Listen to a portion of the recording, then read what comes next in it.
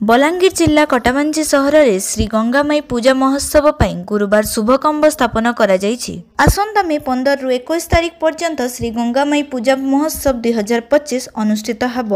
सेथिपाई आज श्री गंगामाई मंदिर परिसर में शुभकंब स्थापन करा जायथिला। खंब स्थापन हेबा परे पूजार भिन्न प्रकार प्रस्तुति करा जायथिला। आज पूजा रे कर्ता भाव में नागेश्वर दीप और रिंकी दीप उपस्थित थिबा पंडित प्रसन्न त्रिपाठी खंब स्थापन पाई पूजा करिथिले।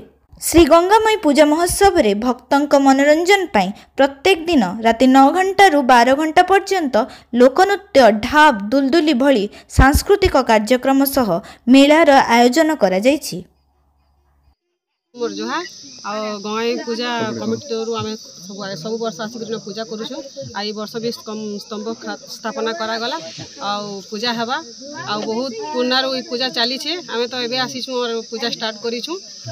7 दिन पूजा स्टार्ट हेसी 15 तारीख स्टार्ट हेबा 21 तारीख सरबा मेला आसी मार पूजा हेसी माँ ग्राम देवी गाँ बुलसन अंगरा मारसन तो समस्ते आसुन ई पूजा सहयोग करूँ। हम समस्ते पूजा देखी आसुन प्रोग्राम भी हेबा कल्चर प्रोग्राम भी हेबा समस्ते आसिक उपभोग। आज्ञा मुई कैलाश दीप आज्ञा गंगामाई पूजा कमिटीर सभापति आज्ञा काना कार्यक्रम रहा आज काना गंगामाई पूजा अनेक प्रकार सांस्कृतिक कार्यक्रम हो आज्ञा आमर गंगामाई पूजा अनेक गाँव अनेक जिल्ला देखा के आसन इन विगत 35-40 वर्ष है आम अनुभव कर पूजा विषय गंगामाई पूजा माँ देवी ओडिशा रे 2 जगह होता गोटे है रायगड़ा आ गोटे हूँ आमर बिजनेस स्थली कंटाबांजी खेल पड़िया हुए।